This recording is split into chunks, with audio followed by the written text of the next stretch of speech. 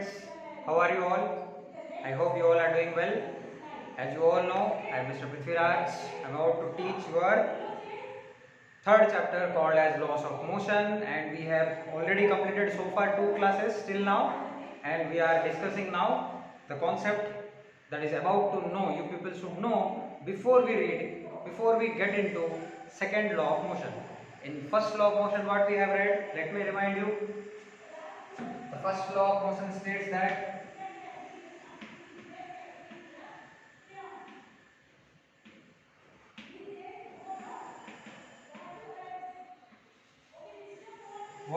what first law of motion states? Students, first law of motion states that if an object is at rest, it will continue to be at rest. If an object is moving, it will continue to be moving unless and until it is affected by an external force. Right? Okay. Sorry for starting my class. And before I start my class, I should explain you.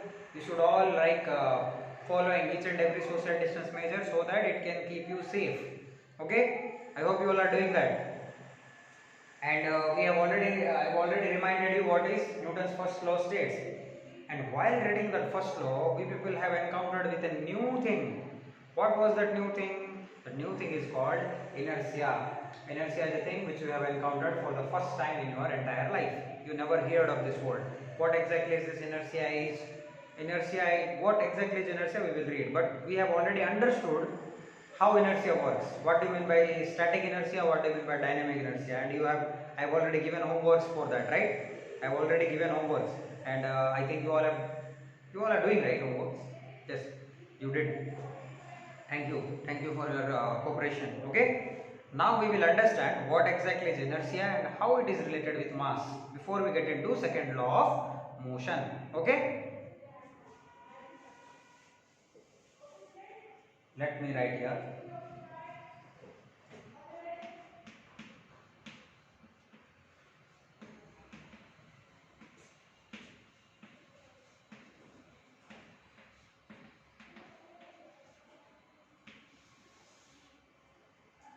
Sorry, inertia and mass.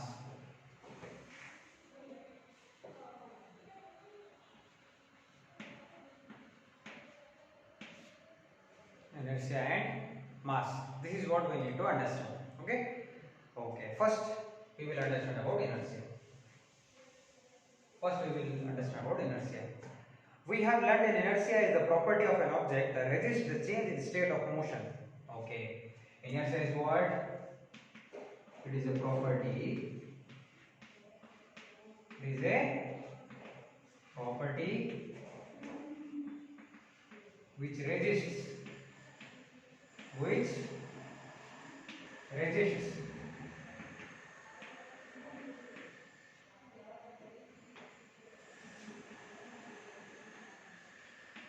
the change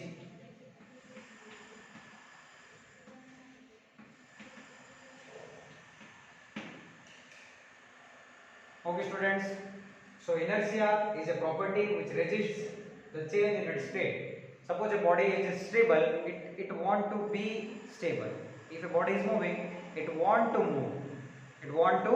move. But what we people are doing, we are applying external force to continue to move it or to stop it, right? That is what you call first law of motion. And suppose you have kept a particular object at rest, and it is at rest because of its inertia. Means inertia is a type of internal force or internal application, internal phenomena which will resist the change of motion. So let me give you an example. There is a big box, there is a small box,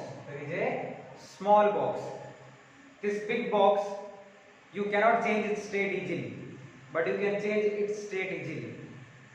Okay, suppose a cycle is coming, you can move it with your hand. A car is coming, you can never stop it with your hand. Am I correct? Yes students? Yes. So this is what your inertia and mass is having a relation. How? If an object is having higher mass, then it is having higher inertia. Its inertia is more. If an object is having very less mass, it is having comparatively less inertia. Okay? So inertia is more for mass, inertia is less for less mass. So So let me write here.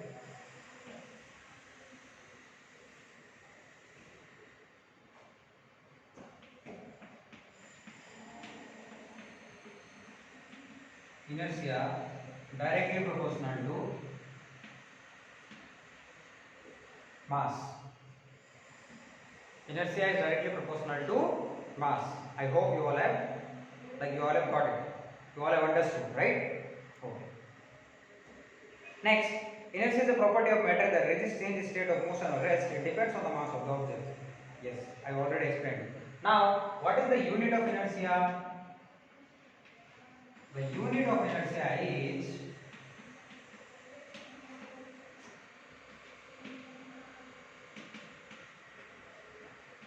kg.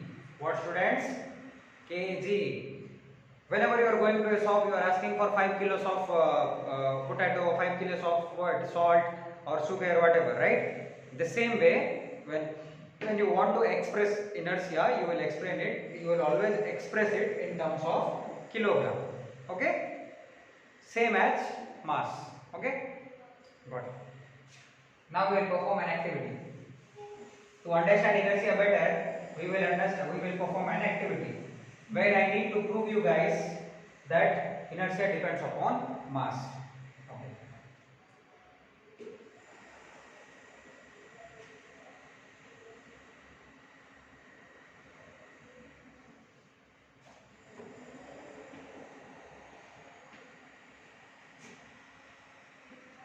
There are two boxes.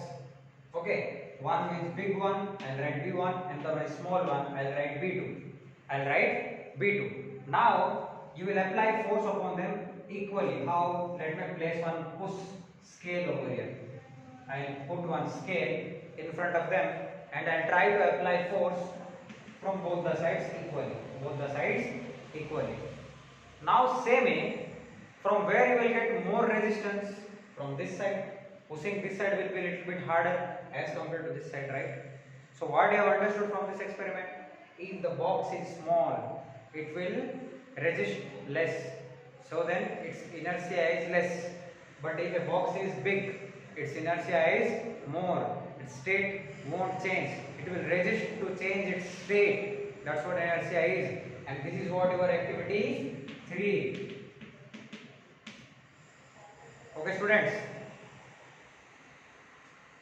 So mass is the property of an object that specifies how much inertia the object is. So I can write here, mass is the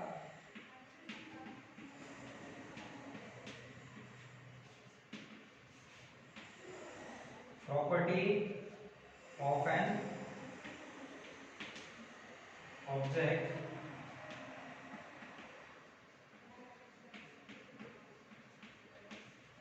which specifies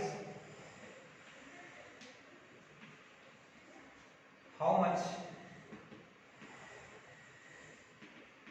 inertia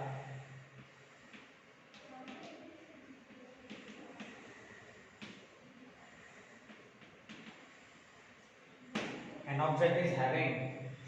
So mass is a property in which of an object in which it specifies how much inertia of an object is having. Okay, students. From this, I hope you people are getting something. You people have understand. You people are getting a lot of things. Okay. Now, let us move towards example 1. Let us move towards example number 1.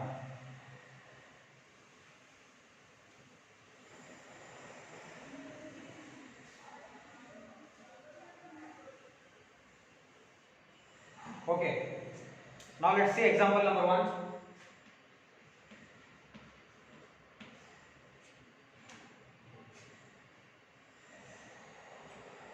What is example number 1 saying? A body of mass m is kept on the horizontal floor and it is pushed in the horizontal direction with a force of 10 Newton continuously so that it moves steadily. Okay. So you can read example number 1. Let me solve it. There is a box.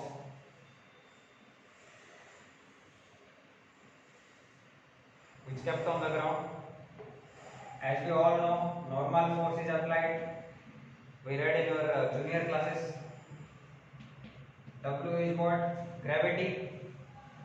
Okay. Small f stands for friction. Capital F stands for force you are applying. Force you are applying. How much amount of force you are applying? 10 Newton of force you are applying. Okay. Okay. Draw FBD diagram showing all the forces acting on the body. Means your what? Free body diagram. You might have read in your 8th class how to draw a free body diagram. This is what our free body diagrams, and I have shown you how many forces are acting upon it.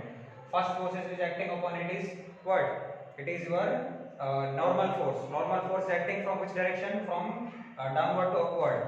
It counters gravity. Gravity is W denoted by W, which is acting upon upward to downward direction. Now friction. Friction will always oppose the direction in which you are applying force. Suppose I am applying force on that direction, friction will be this direction. I am applying force from that direction, the direction of friction will be that side. Okay. So this is what a free body diagram. This will be called F B D, or called as free body diagram. Okay. Okay. Now, given that the body is moving steadily. Now, what it is given in the statement? It is given the body is moving steadily. Okay. That is that it is moving steadily. Now, hence the net force acting on a body is 0. So the net force which is acting on a body is how much? 0. Okay. Both in horizontal and vertical direction. In horizontal and vertical direction, net force acting is 0. Okay. Let us talk about sidewise direction. Now, what sidewise direction is saying? The forces acting on it along horizontal direction. Along horizontal direction, that is force of friction F, and force of friction capital F is how much? C. F net on horizontal direction is 0. Okay. And here the force of friction capital F is equal to what? Why? Why this is 0? Students, this is 0 because if it is not 0, then the body would have stopped. The body would have stopped. It is 0, that is why the body is moving continuously. The body is moving continuously. In our first law of motion, I wrote F net is equal to 0, right? So that is why F is equal to minus F. I can write F is equal to minus F. Okay? Okay. Hence the value of force of friction is 10 Newton. So force of friction's value will be the same, which is 10 Newton. Same, that is 10 Newton.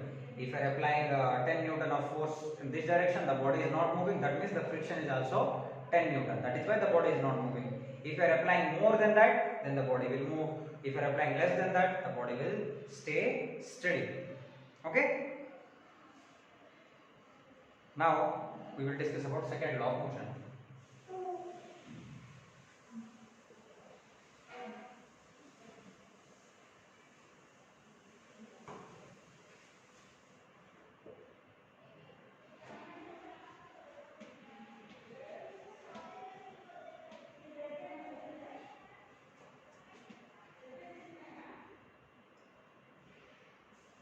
Second law of motion.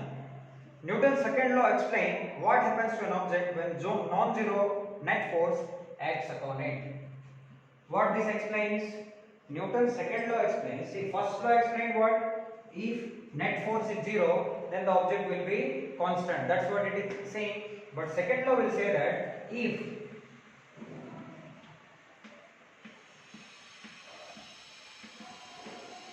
non-zero force applied,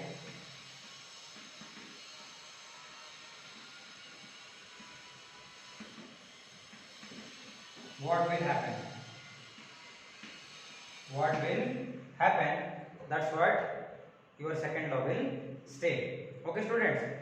So let us understand what is second law. Place a ball on the veranda and push it gently. The ball accelerates from the rest. Thus we can say that the force is action which produces acceleration. Suppose we will put a ball on the veranda and we will push it gently. When we are pushing it gently, it will start accelerating. it will start accelerating. When it is accelerating, one thing you got to clarify, like you are clear that we can say that force is an act which produces acceleration. Force, because of force, the ball is accelerating, the ball is moving, right? Okay. So a non-zero net force acting on a body disturbs the state of equilibrium. In that case, we have read if F net is equal to 0, then we will say the object is at equilibrium. But now, if the net force is not 0, net force is not 0, then you will say the body is not in equilibrium. The body is not in equilibrium. Okay, students? Okay. Now we are going to discuss how acceleration of an object depends upon the force applied on it and how we measure the force. Okay. Now we will discuss this one. Then this is called as our linear momentum. What it is, students? Linear momentum. In second law only these all things will come. Okay. Now we will discuss what? Linear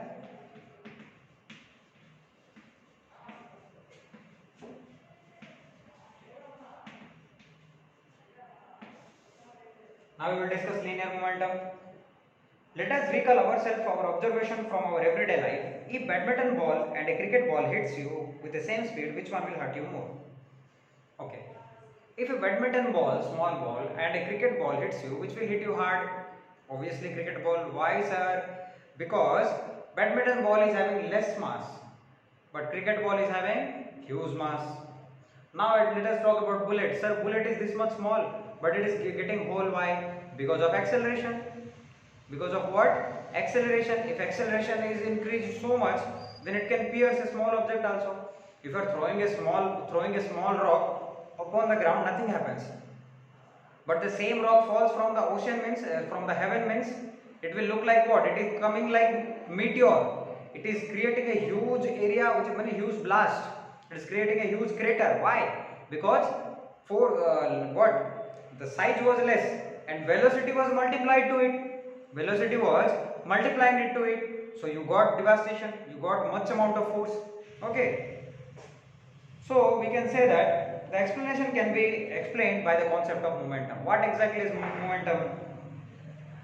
Momentum is what? The product of mass and velocity. Momentum is what? Is equal to mass into velocity. The symbol of momentum, students, P. What, students?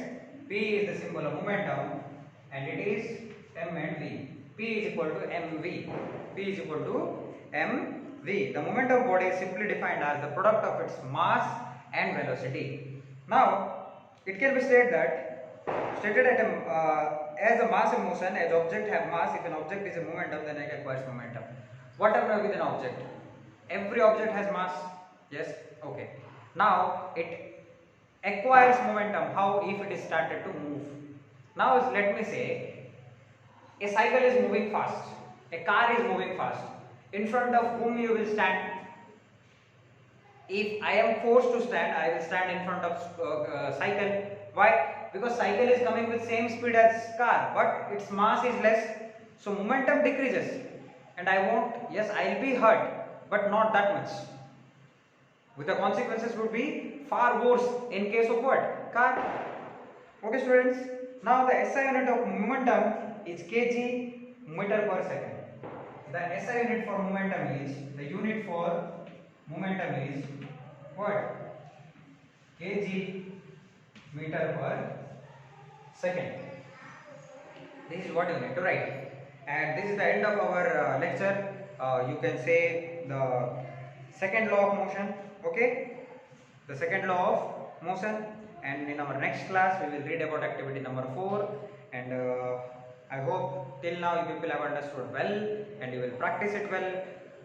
And on that note, I'll take a leave. Okay, students, bye bye.